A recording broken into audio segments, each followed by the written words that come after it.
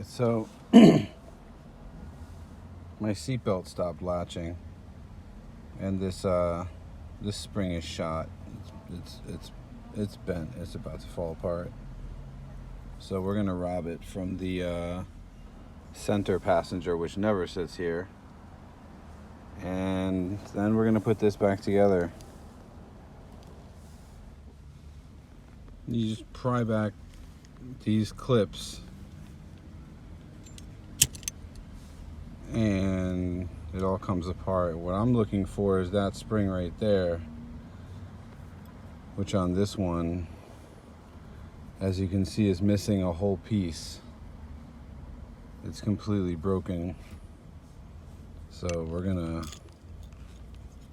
borrow that.